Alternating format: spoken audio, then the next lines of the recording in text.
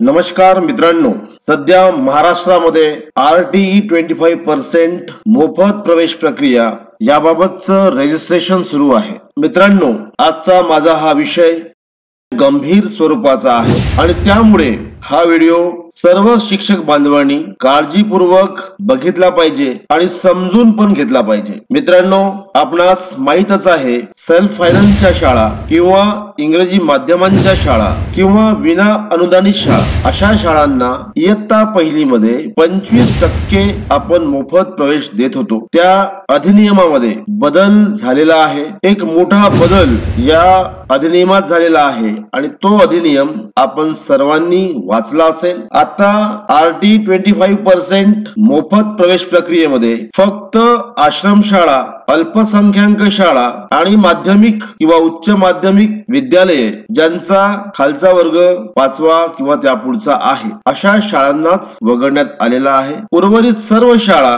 RTE 25% च्या कायद्याखाली आलेल्या आहेत आणि त्यामुळे हा विषय दिसायला जरी सोपा असला तरी तो गंभीर आहे आणि म्हणून हा विषय आपणास समजावा आणि त्याची दखल आपण सर्वांनी घ्यावी म्हणून हा व्हिडिओ मी करतो आहे। मी जे सांगणार आहे ते समजून घ्या आणि त्या पद्धतीने आपल्याला काम करायचं आहे। मित्रांनो, एक लक्षात ठेवा, उद्या एखादा विद्यार्थी RTE च्या मोफत प्रवेशापासून वंचित राहिल्यास ती एक गंभीर स्वरूपाची बाब ठरणार आहे आणि त्यामुळे शाळांचं रजिस्ट्रेशन करत असताना मुख्याध्यापक किंवा शिक्षक म्हणून प्रत्येक माहिती अचूक भरणे फार महत्वाचं आहे आणि त्यातल्या त्यात तुमच्या शाळेचा जो ऍड्रेस आहे किंवा तुमच्या शाळेचं जे गुगल लोकेशन आहे ते अचूक असणे आवश्यक आहे। समजा तुमचं गुगल लोकेशन चुकलं आणि अंतराच्या अटीमध्ये कुठे इकडे तिकडे झालं आणि एखादा विद्यार्थी जर प्रवेश प्रक्रियेपासून वंचित राहिल्यास त्याची जबाबदारी मुख्याध्यापक यांच्यावर निश्चित होणार आहे आणि म्हणून मुख्याध्यापक यांनी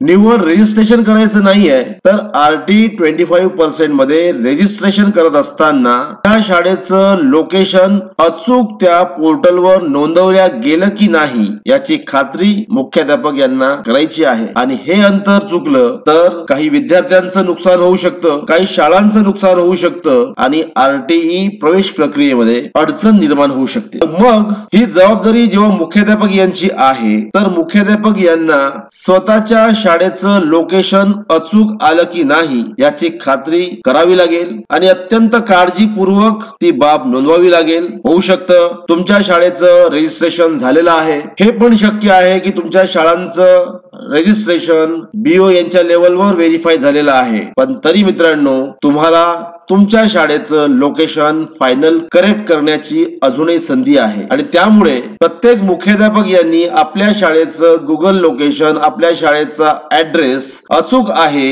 याची खातरजमा करायची आहे आणि त्यासाठी मी आपणास 2 महत्वाच्या सूचना करतो आहे। त्या जर आपण समजून घेतल्या तर निश्चितपणे आपल्या शाळेचं लोकेशन दर्शवताना कोणतीही अडचण जाणार नाही। मित्रांनो, मी एका शाळेचं लॉग इन करतो आहे आणि लॉग इन केल्यानंतर त्या शाळेच्या गुगल लोकेशनला जातो आहे। गुगल लोकेशनवर क्लिक केल्यानंतर एक मॅप तुमच्या समोर येईल। हा मॅप आहे आणि हे गुगल लोकेटर आहे। ज्या ठिकाणी ही शाळा आहे त्या ठिकाणी आपण हे लोकेटर फिक्स केलेलं आहे आणि हे लोकेशन अचूक आहे की नाही याची आपल्याला खात्री करायची आहे आणि ती खात्री कशी करायची मी तुम्हाला सांगतो आहे। बघा मित्रांनो, इथे लोकेशन आपण फिक्स केलेलं आहे। टॉगल स्क्रीन आपल्याला मिनिमाइज करायची आहे। लेफ्ट साइडला बघायचं आहे की या शाळेचं आता गुगल मॅप नुसार लॅटिट्यूड आणि लॉंगिट्यूड काय आहे। होऊ शकतं की हा जो ऍड्रेस आहे, अक्षांश रेखांश आहे, हे अचूक असेल, पण तरी सुद्धा आपल्याला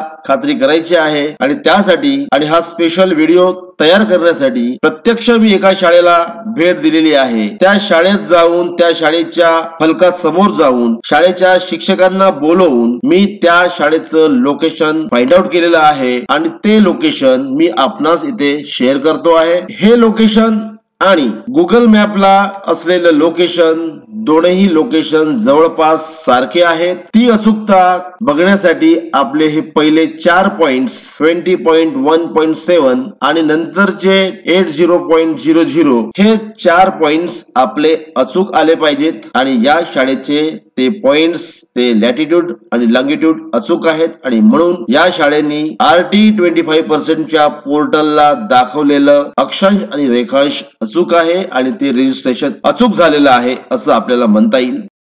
मग हा जो ऍड्रेस आहे, हा ऍड्रेस अचूक करण्यासाठी मित्रांनो मी तुम्हाला 2 महत्वाचे ऍप्स सजेस्ट करतो आहे आणि ते ऍप्स कसे वापरायचे हे सुद्धा मी आपल्याला सांगतो आहे. तर चला मित्रांनो, आपण मोबाईल स्क्रीन कडे जाऊ.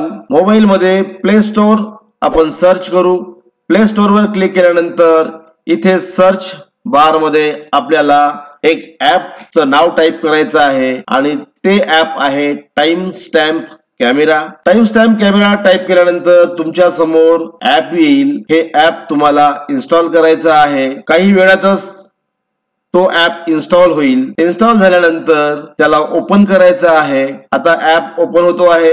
ओपन झाल्यानंतर टाइम स्टॅम्प कॅमेरा सुरू झालेला आहे आणि ज्या ठिकाणी हा कॅमेरा फोकस झालेला आहे त्याबाबतचं एक लोकेशन किंवा ऍड्रेस आपल्याला पाहायला मिळेल. त्याच्यानंतर मोबाईल स्क्रीनच्या राईट साइडला तुम्हाला इथे एक कंपास पाहायला मिळेल. या कंपासवर आपल्याला क्लिक करायचं आहे. इथे क्लिक केल्यानंतर या ठिकाणी आपल्याला लोकेशन कोणत्या प्रकारचं हवं आहे ते लोकेशन आपल्याला सिलेक्ट करायचं आहे. साधारणतः आपण पहिलं लोकेशन सिलेक्ट करू, त्याच्यानंतर ओके वर क्लिक करायचं आहे आणि आता बघा या स्क्रीन मध्ये तुमच्या लोकेशनचं लॅटिट्यूड आणि लॉंगिट्यूड सुद्धा ॲक्युरेट आलेलं आहे. हे लॅटिट्यूड आणि लॉंगिट्यूड याचा तुम्हाला स्क्रीनशॉट काढायचा आहे आणि तो आपल्याला आपल्या मोबाईलवर शेअर करायचा आहे आणि हे लॅटिट्यूड आणि लॉंगिट्यूड घेऊन तुम्हाला RT25% च्या स्कूल लॉगिनला जायचं आहे आणि ऍड्रेस या टॅब मध्ये येऊन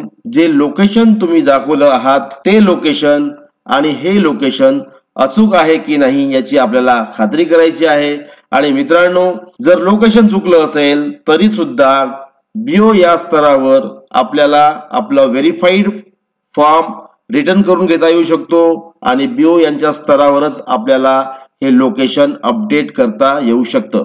त्यानंतर मित्रांनो, मी तुम्हाला आणखीन एक दुसरा ऍप सजेस्ट करतो आहे.